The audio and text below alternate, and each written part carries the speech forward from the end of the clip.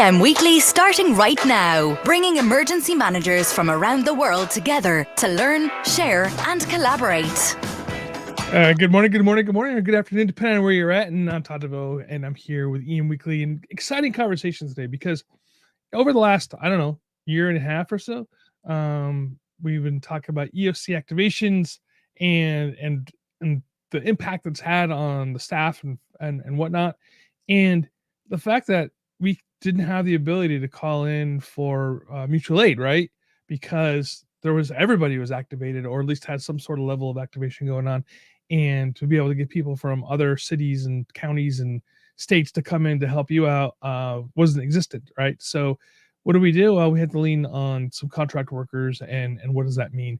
And this kind of gets us thinking of, should we think about having contracts with organizations that can come in, with private organizations that can come in during the crisis and really work in your EOC, trained emergency managers that know what's going on, and do this. So today, we have Krucial Staffing on, and we have Paul. Paul, welcome to the show.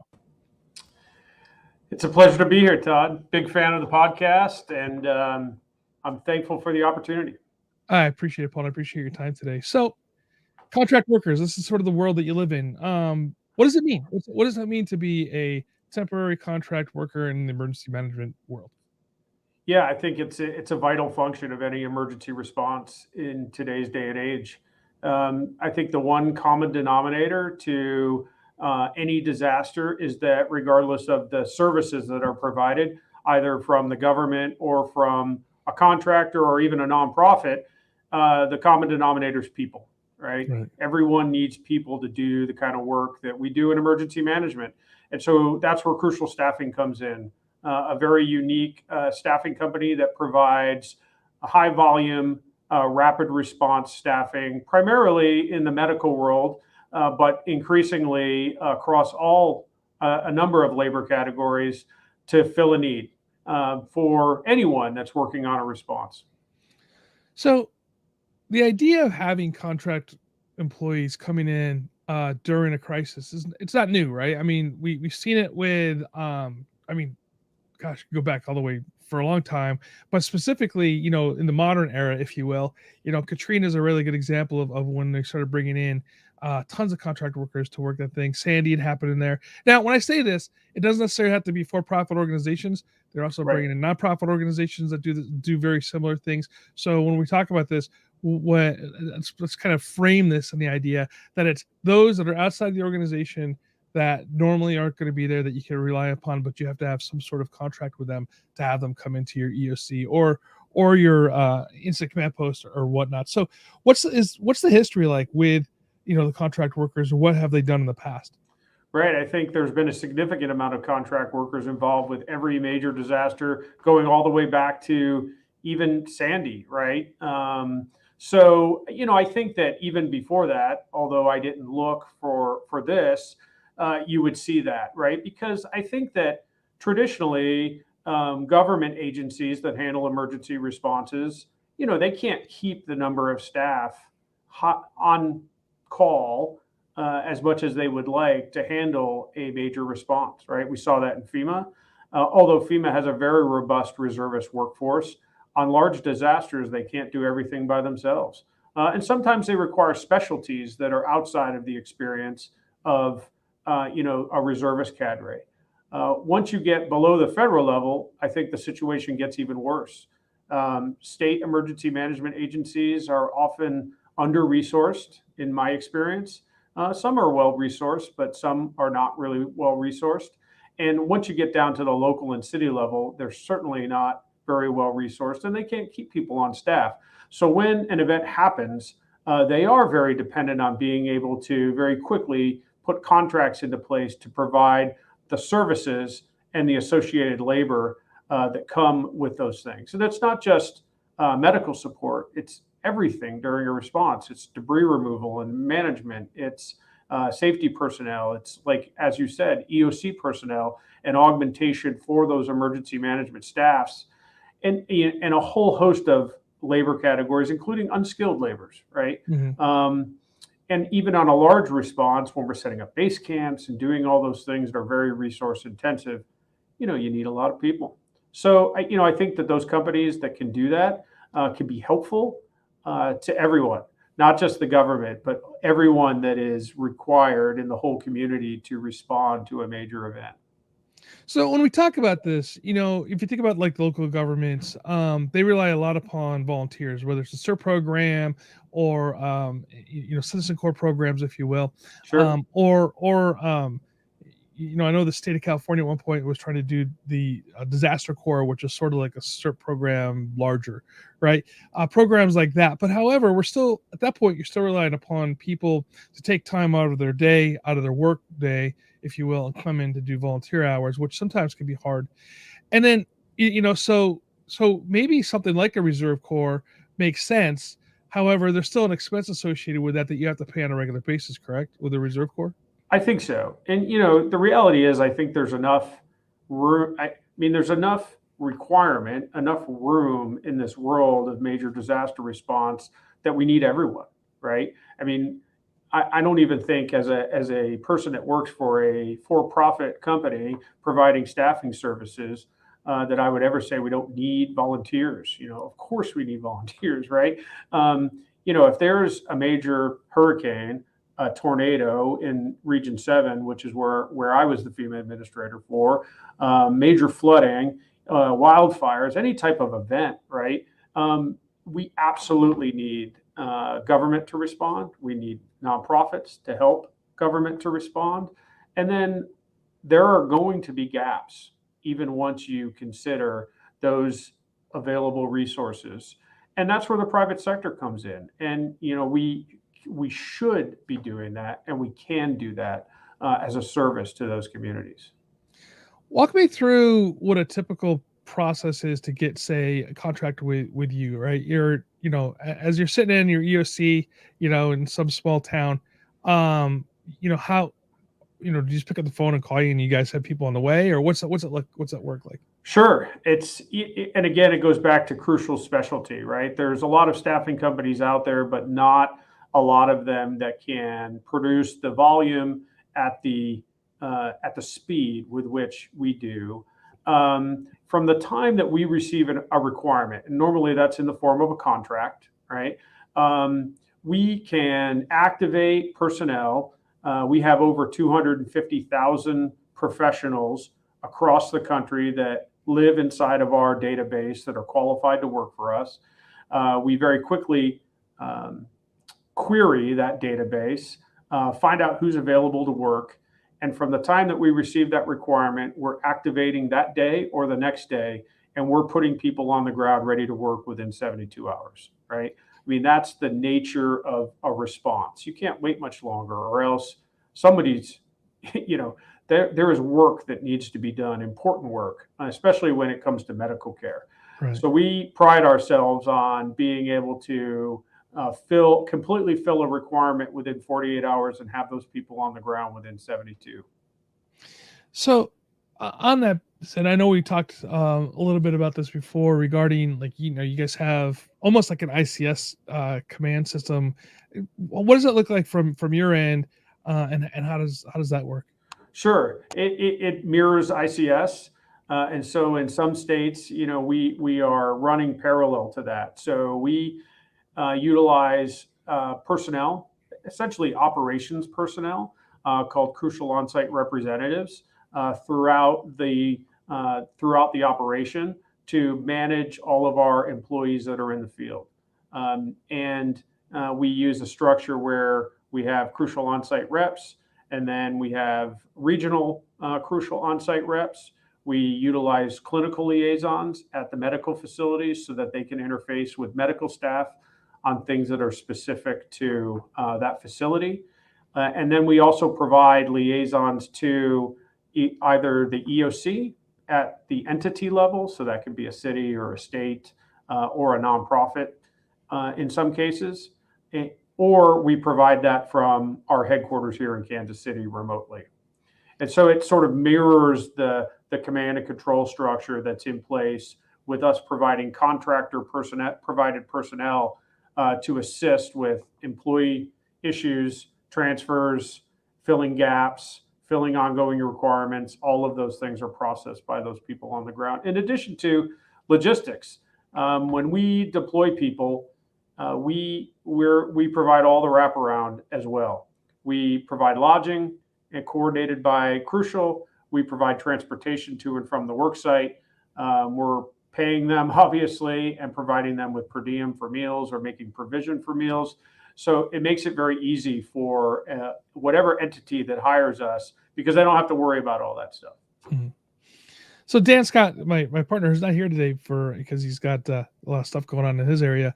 He types in a question here. He goes, "Are there any pre-training that takes place in a local EOC prior to staffing that?" And I guess kind of piggyback on that. Is there any coordination that happens prior? Like, do you get to meet the staff before you send there, or is it just cold? Generally, our staff are deploying directly from their home to a disaster site or whatever location they're needed. But for people that we're using with the actual command and control network, right, our crucial on-site reps and all the way up to EOC liaisons, and we also employ emergency management coordinators here at our corporate office to actually exercise overall control of an event, of a disaster. Those people do receive a lot of training. They've been through a variety of FEMA training as well to make them qualified in ICS, to make sure that they can go in and make sure they understand the rules of the road to integrate with a local, state, or federal agency that they're supporting. And then, of course, our staff are all trained and certified according to their specialty, right?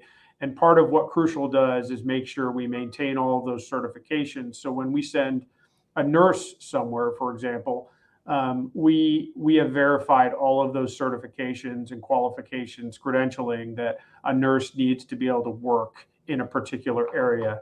So again, the client doesn't have to worry about that. Absolutely. Hey, Paul, I want to take a quick break and just kind of mention a few people here. And it's, October's here, right? It's, I guess, tomorrow, right? Is October. And a couple of things that are happening in October is we're going to be down IAEM, right? We're going to be going to IAEM here in Grand Rapids. And Paul's actually going to be there as well, right? And so if you guys want to go say hi to him, he's going to be there. But in addition to this, my friend Sean Griffin with his organization, Disaster Tech, they're going to be at IAM as well. And, take your time to learn what Disaster Tech's DICE solution can help your team plan and exercise across government industry and leverage data and risk intelligence and accelerate evidence-based decision-making. And ultimately, that's going to save more lives, more money, and more time. And you can follow them on Twitter at Disaster Tech Inc. for more updates. And then Paul and I actually in November, we're going to be heading over to the Natural Disaster and Emergency Management Expo from the 17th and 18th in New York City, and November 17th, 18th. It's going to be at the Javits Center in New York City, designed and registered today.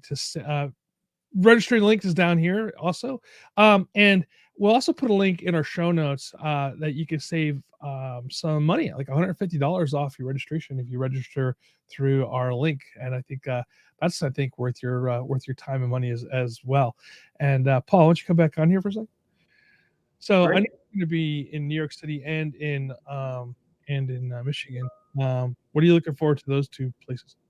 I was in the military before FEMA, and so I traveled around a lot. But believe it or not, I've never been to the state of Michigan. So, this is I'm going to check another state off my list during IAM. I'm excited. But it's what I'll tell you something about the IAM in Michigan. I went. It's in Grand Rapids, beautiful little city.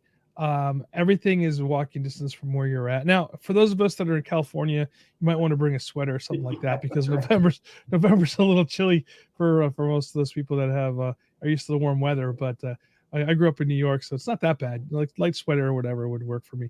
But it's a great time. You get to meet a lot of great people. I'm excited about going to the conference. I'm also super excited about going to NDEM.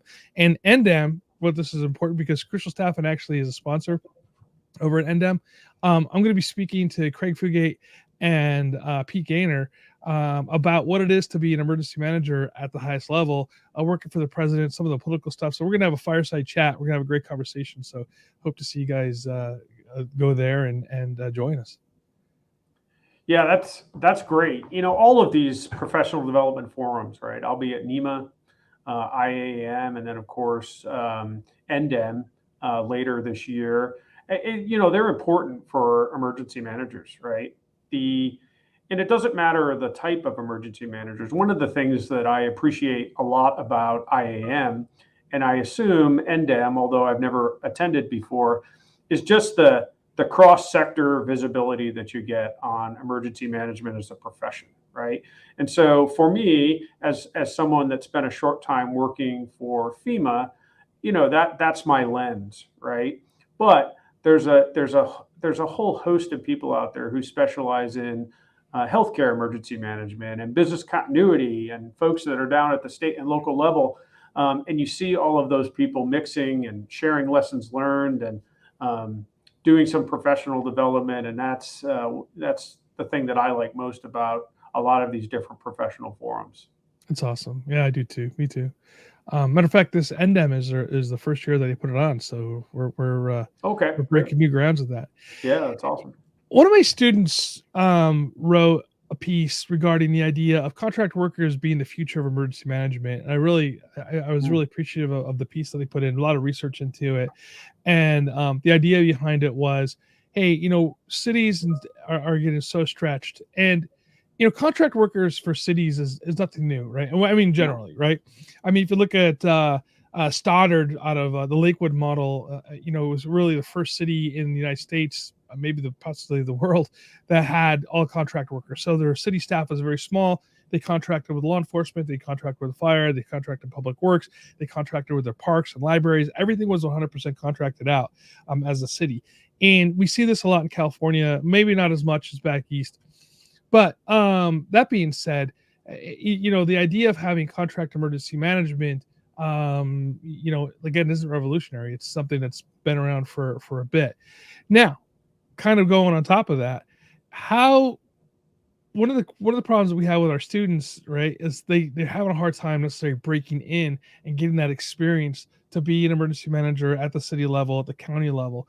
Is working for an organization like yours a great way to break into emergency management?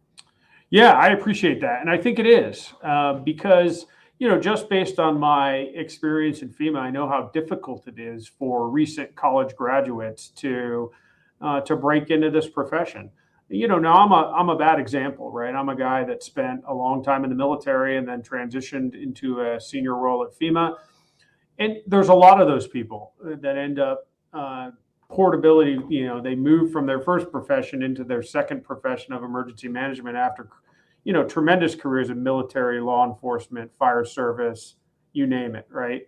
But the reality is that, I used to, talk with Brock Long a lot about this, right? Is the professionalization of the emergency management community, and building that pipeline all the way from getting a degree in emergency management, and then allowing for folks to move up, down, laterally, right, into the private sector at the state, local, and federal levels, right, so that we get this really well-versed, experienced emergency management workforce. But I think that, yes, in the private sector, there are opportunities. I'll just use our company as an example. We just hired a recent college grad with an undergraduate degree in emergency management, and he's going to be an emergency management coordinator for us. And we're going to train him up, right? And we're going to start getting him used to managing particular events, right? And I think under other circumstances, it would be very tough for him to go out and get a job at a county, for example, or the state, or certainly at FEMA, where it's very difficult. But this gives him a leg up, right? And now, even if it's for a few years, he's got some experience behind his name, and then he can start taking a look at those other positions if he really is serious about pursuing emergency management as a career. Absolutely. It sort of made me think too, was like, maybe we should start talking to like special events, like larger events, concerts, things like this, to have emergency management professionals working alongside them. Because, I mean, obviously, in Vegas, we saw, a concert that went awry really quickly due to, a terrorist attack. So maybe we should, that would be a great idea for getting, emergency managers into those things, contract with groups like you. Mark Criddle asked a question. He goes, why do you guys think that, especially healthcare, do not take emergency management, especially disaster response, seriously? Most places take a reactive stance instead of a proactive stance. Mark, it's a good point. Yeah, it's an extremely good point, right? I mean, even it doesn't matter what sector you represent, private sector, nonprofit, or government, right? Even when I was wearing a FEMA hat, we always wanted folks to be proactive. Now, the reality is that we understand how difficult it is to get people to talk about preparedness. It's even harder to get people to take action on preparedness actions. And lots of times that's because people are stuck in operations mode for a long time.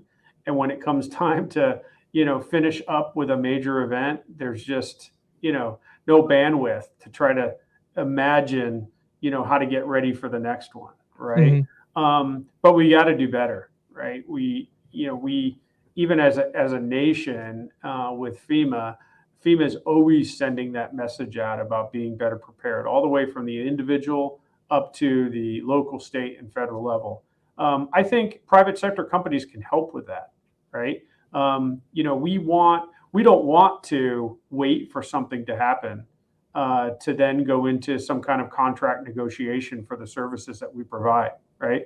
We would like to have a discussion beforehand with an entity, right? A business, a state, a big city, a county, about the provision for our services, and putting a pre-event contract into place, or some type of memorandum of understanding, or some document that will make it easier when something happens for us to start activating and get people on the ground, right? Because if you don't do that, it can take a little bit of time just to make sure that we all agree on terms. And that hurts the response. So we want to be part of that solution for sure, and help everyone out there be a little more proactive. But I agree with the caller's point that it is very difficult to get folks interested in being proactive about thinking about the next thing. I think one of the problems that we have as an industry, those of us that come from that EMS, fire, police, the public service agencies, if you will, we are a reactive group, right? We sit at our station and we wait for the bell to go off to go respond to that fire, or to that call, or to that EMS call. And I think that we bring that mentality and that mental model with us to emergency management when we transition over to EM. And I think that's one of the issues that we have to really kind of break. I think that's why I love the new people, the next generation coming up behind us, that weren't necessarily working in that reactive industry, that are proactive. And I think you're going to see more and more emergency management professionals move to the proactive. And the other side of that too, Mark, in kind of answering your question, is it really goes all the way up to the C-suite, right, of those organizations, of the hospitals that you're talking about, healthcare industry, is how important is that proactive approach to them, right? Because at the end of the day, if they're just checking a box for JCO or whatever, they just need to have somebody in that place. And that's a lot of times what we see with emergency management, is it's just that checkbox position, or somebody filling that role. And that really, again, takes away from being proactive to a reactive stance when it comes to things. So, yeah, I think so. And Todd, I might add that, I think COVID is teaching us a lot of lessons, right, about healthcare preparedness. And, the hope obviously is that we don't lose those lessons even as we come out of COVID at some point, right? And that we gather all those lessons learned and we act on them to make sure that we are better prepared for the next pandemic than maybe we were this time, for sure. And, I think it starts with planning too, right? And lots of times we do planning, put it on the shelf, right? And that's, the plan sits there for the length of time that plan is, good for, right? If a plan's good for 5 years, it sits on the shelf for 5 years, and then we dust it off and we look at it again. But the whole idea of a plan as a living entity that gets looked at frequently, and involving everyone that's going to help execute the plan, to include the private sector, right? And that's where your pre-event contracting comes in. I think that, companies, since they are so active now, they have to be, due to the scale and the number of large disasters, reach out to them and have them help you with your planning, right? Mm-hmm. And that will only increase the consistency and efficiency with which you execute during the response phase. Absolutely. Michael, he goes, we read about how FEMA staff fatigue and stretched this. He goes, so is this the time to jump in? I guess he's kind of agreeing with you that really kind of supporting that. And then the preparedness guy comes in and says, we prepare for the last disaster, whatever the most recent scare is, people are where the money goes. That's absolutely true. We obviously after 9/11, we put tons of money into Homeland Security and upping the ability for law enforcement and whatnot. I think that's you're right. Now, here's the interesting thing is we've been planning for, on the emergency management side, for pandemic for many years. This should not have been a surprise to any emergency manager out there. Whether the elected officials listen to us or not, that's a whole other story. Mark comes back in. He goes, I see in my field, private sector takes the stance that we did okay with this incident. Yeah, I think that's a problem, Paul. That's a problem where we did do okay. We were able to staff up. We were able to get nurses and doctors into the areas like New York City when they were needing it, due to companies like yours. Did the ability for us to respond fairly quickly, although we had hiccups, does that put us behind on the idea of where people go, oh, we did okay, we can handle the next one? Well, it all depends on your definitions of success, right? I think that we, and listen, I was in FEMA during that time, right? And I know everything that we accomplished, but was it as smoothly executed as we could? Was it, done to the standard that we wish it could have? Was it as collaborative as we wish we could have? And I think the answer is maybe not, right? In some cases, from a staffing perspective, yeah, we get the job done, right? And especially as a private sector company, right? We're going to work as hard as we can to be able to meet those mission requirements, right? Because it's not just about business, right? Mm-hmm. For us at Krucial Staffing, it's about the mission. And I know people will say, oh yeah, but you're a company and you get paid lots of money to be able to do this. But the reality is, there are plenty of staffing companies that don't live in the disaster world. We have chosen to live in this world because we see a need. One of those needs, New York City is a perfect example. We had thousands of nurses deployed in New York City, providing a critical capability when emergency rooms were full and we were meeting COVID surge requirements for several times. In fact, we're deploying nurses back to New York City right now as we speak. So we're there when those states need surge support. I don't know that we'll ever get away with it. I don't know that anybody would ever say that, that's complete success, because the reality is we were doing it because people were sick, mm-hmm. And dying in hospitals, and no one wants to see that. But when an entity needs us, not just Krucial Staffing, but the private sector in general, we're going to be there. Eileen makes a good point. She goes, how many people actually pull out their pandemic plan in the first 6 months of COVID? And hopefully everybody did. But the other side of it, though, is, even in that plan, if it said, hey, we are going to, use surge capacity staff, whatever, how many of those people actually had contracts in place that were able to pull that trigger? And I think that's the other side of it, too, is that we tend to think, okay, I'll tell you, this is a true story. We're talking about fuel, right? And we had this agreement, not a contract, but just an agreement that this fuel company would come and provide fuel during a disaster. The fuel company's like, well, no, we have actually a contract with other people. So you're like fourth or fifth out on our list. So you're thinking that you have a contract with somebody when you don't. They were able to get the fuel company, a fuel company, to come in, but there was a bit of a scramble It was during one of the wildland fires. It was a bit of a scramble to get a fuel company in because what they thought they had an agreement, it was not an agreement, so understanding what your contracts are, and I think the preparedness guy kind of puts this in here too. He goes vetting your plan. He goes, and with exercise, but also vetting your plan into the idea of, are your contracts current? Is everything ready to go? Don't look at it the day the disaster happens. You should be looking at this on a regular basis, annually, at a minimum, to see how your contract's up to date. Paul, I'll use another Brock Long-ism, right? Because I've got plenty of them, having worked for him for a long time. He always used to talk about exercising just your contracting capacity, right? And to exercise your pre-event contracts, which is something that we very rarely do. We do various types of exercises, tabletops, walkthroughs, right? All the way up to full scale. But do we ever just sit down and look at the requirements and see if there's a match between what we expect our requirements to be and the pre-event contracts that we have in place, right? It seems obvious, but I will tell you, you're a lot more experienced than I am, Todd. But in my short experience, I never saw us do anything like that, specific to contracting. And I think it's a great idea that, we should be doing more often, right?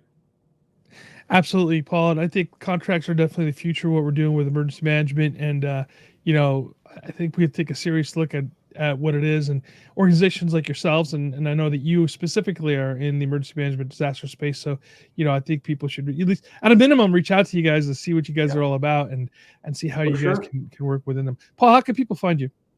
Yeah, you can go to our website, crucialstaffing.com. Find all the information that's available on that website.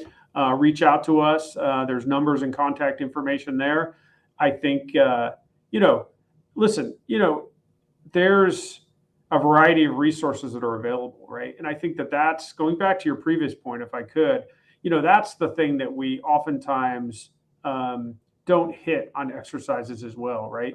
There's a cascading priority of resources that you're going to use for various services during a disaster. And it probably doesn't start with contract services. It probably starts with mutual aid, right? It probably starts with, utilizing National Guard resources at the state level, right? There might be other sources of labor and services and equipment, right? So what you're doing is you're creating a plan that allows you to cycle through those resources. And as you extinguish one, you go to the other and you work your way down the line. And if gaps exist, then you start reaching out to the private sector for sure, right? But we're not the only resource out there. And what we should be thinking about in our planning is the prioritization of those resources and the decision points that we have to establish to progress from one to the other to the next, right? A great point, Paul. We could talk about this all day. We're coming here to the end of the show. Hey, and also don't forget, hey, we're both, Paul and I, we're going to be at IEM, the next couple weeks here, starting the 17th for me, getting there on Sunday and getting some stuff done. And we'll be out there. I'm speaking there, so I'm excited about that. But I think you guys go on the floor, visit Paul. Maybe he'll buy you a soda pop or something. I definitely will. We're gonna have a breakout session on healthcare preparedness that we're excited about with a couple of our clients that will be talking about how to prepare if you're a hospital or another entity. And we're a main sponsor for IAM, so we're going to be all over the place, and we look forward to meeting everyone. Awesome, good. Thank you, Paul. Thank you so much for your time. Hey, everybody, thank you for spending time with us today. It's been great. It's been a pleasure. Thank you for all the comments, Eileen, the preparedness guy, Mark, Dan, who should be here, but he's busy now for us. It's been great having everybody. Hey, listen, everybody, please remember, follow us on Facebook. Go over there, check us out. We have some cool stuff happening over there. Some polls that are happening. I'd love to have your word on what's happening. October starts our the books that have to be on the shelf. We'll look for that on the top 10 books that need to be on an emergency manager's bookshelf. Look forward to that. And also, please stay safe and stay hydrated.